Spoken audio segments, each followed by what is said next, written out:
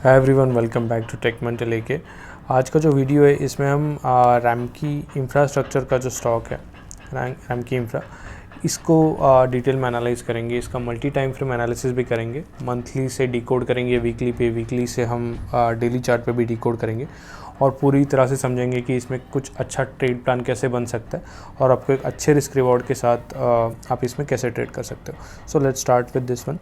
RAM की का current हम अगर प्राइस बिहेवियर देखेंगे तो जो रिसेंट इसका स्विंग हाई था या फिर यू कैन से द सप्लाई जोन था समवेयर अराउंड 280, ये इसने काफ़ी अच्छे तरीके से ब्रेक किया था और इसके ऊपर सस्टेन भी कर रहा है ये अच्छे से। अक्टूबर 2022 का ये मंथली कैंडल है, this we are looking at a monthly chart. तो इसने सप्लाई जोन के ऊपर एक अच्छा क्लोज दिया था and from the last 5 months the stock has been trading in the same zone.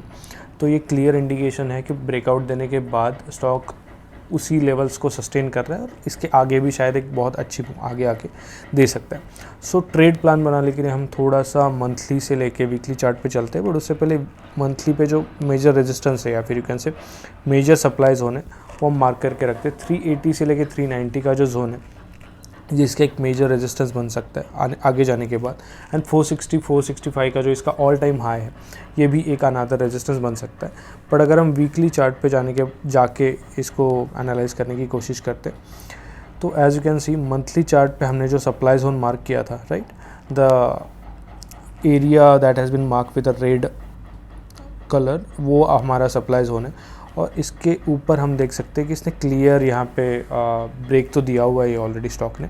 First time यहाँ पे आया, रेजिस्ट हुआ, सेकंड टाइम भी रेजिस्ट हुआ, उसके बाद एक स्ट्रक्चर बनाया, थर्ड टाइम रेजिस्ट हुआ एंड उसके बाद इसने अच्छे वॉल्यूम्स के साथ में इस सप्लाई जोन के ऊपर ये चला गया और अभी इस सप्लाई जोन के ऊपर ही ये स्टॉक जो है वो पूरी तरह से सस्टेन कर रहा है। सो आगे हमें क्या दिखता है एनालिसिस के हिसाब से कि स्टॉक जब भी ये इसका कंसोलिडेशन का फेज़ है ये ख़त्म करेगा और एक तरह से हम अगर इसके रेजिस्टेंसेस को कनेक्ट करते हैं तो एक रेजिस्टेंस का ट्रेंड लाइन हमें बना सकते हैं हम। तो इस ट्रेंड लाइन के ऊपर जब भी ये स्टॉक जाएगा उसके बाद जो 391 का लेवल है ये हम बिल्कुल एक्सपेक्ट कर सकते हैं। बट अगर हम अभी रिस्क रिवॉर्ड देखते हैं इसको मंथली और वीकली चार्ट के हिसाब से तो 211 का हमारा रिस्क आता है ऑलमोस्ट, मतलब कि एक अच्छा रिस्क रिवॉर्ड हमें यहाँ पे नहीं नज़र आ रहा है। तो एक अच्छा रिस्क रिवॉर्ड और अच्छे ट्रेड प्लान के लिए हम इसको और थोड़ा डिकोड करते डेली चार्ट में जाते हैं, ठीक है।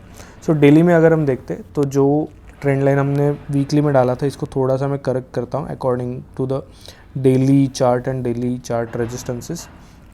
सो अभी यहाँ पे जो प्राइस एक्शन दिख रहा है वो भी काफ़ी उम्दा है, बहुत अच्छा इंप्रेसिव प्राइस एक्शन है। I explain it for you.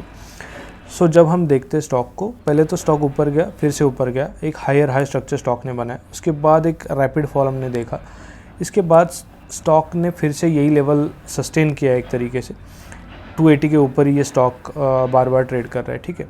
और इसके बाद इन लेवल्स पे इसने एक बार रेजिस्टेंस फेस किया, यहाँ पे भी रेजिस्टेंस फेस किया और अभी ये करंटली इन लेवल्स पे रेजिस्टेंस फेस कर रहा है। बट इसमें इंटरेस्टिंग चीज़ क्या है कि हर बार जब ये ट्राई करने के लिए जा रहा है तो ये बहुत नीचे नहीं जा रहा है स्टॉक, ठीक है। पहली बार ज़्यादा नीचे गया, सेकंड टाइम थोड़ा ही नीचे गया, थर्ड टाइम इन्हीं लेवल के आसपास, फोर्थ टाइम भी इसी लेवल के आसपास।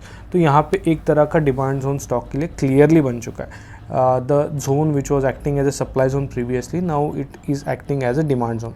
तो हम इन लेवल से एक्सपेक्ट कर सकते हैं कि जब भी स्टॉक इन लेवल तक नीचे आएगा तो एक अच्छा बाउंस स्टॉक के प्राइसेस में हमें दिख रहा है। तो इसके अकॉर्डिंगली हम क्या प्लान कर सकते हैं डेली चार्ट के हिसाब से।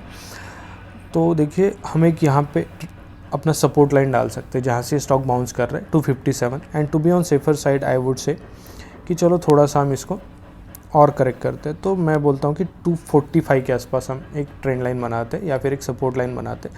मतलब अगर इस लेवल के नीचे स्टॉक आ जाता है तो फिर ये अपना एनालिसिस गलत हो जाएगा and we will move out of this stock, हम एग्जिट कर लेंगे लॉस में पोजीशन। जो अपना फर्स्ट टारगेट है वो हम रख सकते हैं 338 का, एंड जो हमने पहले मार्क किया था zone according to the monthly chart 380 और 390 के बीच में। सो अभी हमारे सामने दो तरह के मूव्स हम एक्सपेक्ट कर सकते हैं यहाँ पे स्टॉक। एक तो ये जो अपना ट्रेंड लाइन है, ये ट्रेंड लाइन ब्रेक करने के बाद स्टॉक मूव कर सकता है यहाँ से लेके यहाँ पे ऊपर जाएगा, थोड़ा रेजिस्टेंस फेस करेगा, फिर यहाँ पे आएगा एंड अपना जो 330 340 के लेवल का जो फर्स्ट टारगेट है ये अचीव करेगा। उसके बाद 383 की तरफ आगे जाएगा and second possibility which is very rare possibility, but ऐसा हो सकता है because nothing is 100% sure when it comes to stock market, तो ये स्टॉक थोड़ा बहुत नीचे आके ये लेवल ब्रेक करके और नीचे जा सकता है। सो मेरे हिसाब से अगर हम देखते हैं करंट पोजीशन, तो 80% प्रोबेबिलिटी है कि ये स्टॉक ऊपर की तरफ जाए और 20% प्रोबेबिलिटी नीचे की तरफ जाए। और अगर हम इसको रिस्क रिवॉर्ड के रेशो के हिसाब से देखते हैं, मतलब हम रिस्क कितना कर रहे हैं, अगर हम यहाँ पे पोजीशन ले रहे हैं, ठीक है, 285 के आसपास, देन हमें रिवॉर्ड मिल रहा है ऑलमोस्ट 53 पॉइंट्स का, इसके अगेंस्ट हमारा रिस्क है 38-40 पॉइंट्स का। So a risk reward of 1.4 which is quite good. और अगर हम ऊपर का टारगेट रखें और इसको रखते हैं, फिर तो रिस्क रिवॉर्ड रेशो 2.6 का बन के आ रहा है। रिस्क रिवॉर्ड रेशो 2.6 मीन्स अगर हम ₹1 रिस्क करते हैं तो उसके अगेंस्ट हमें रिवॉर्ड मिल रहा है ₹2.60 का। So it is considered as a very good risk reward ratio. So यहाँ पे ट्रेड प्लान क्या बन के सामने आ रहा है, अगर आप एग्रेसिव ट्रेडर हो तो आप करंट लेवल्स पे स्टॉक को बाय कर लो, ये दोनों टारगेट रखो। पहला टारगेट मिलने के बाद हम cost to cost stop loss move कर सकते हैं, तब तक हम 240-245 के आसपास का स्टॉप लॉस दे सकते हैं।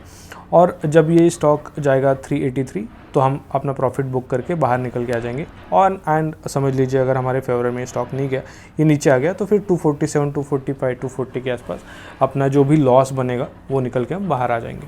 सो आप पोजीशन साइज़ इस हिसाब से रखिए कि आपके रिस्क आपके पॉकेट साइज़ में रहे। आपका जो भी स्टैंडर्ड पोजीशन साइज़ रहेगा, किसी का 50,000 रहेगा, किसी का 15,000 रहेगा, किसी का 2 लाख पर पोजीशन रहेगा। So decide accordingly as per your ticket size and as per your pocket risk. So that was from my side. This is not a stock recommendation guys, I'm just trying to share my analysis with you. I hope this helps you. और इसी तरह के अगर आपको demand supply zone का की detail analysis वाली video चाहिए तो फिर डेफिनेटली आप कमेंट बॉक्स में लिखिए. I try and make more such videos with multi time frame analysis and demand supply zone analysis. This very simple way of trading. ठीक है. So thank you so much. Thanks for all the love and support guys. Thank you so much.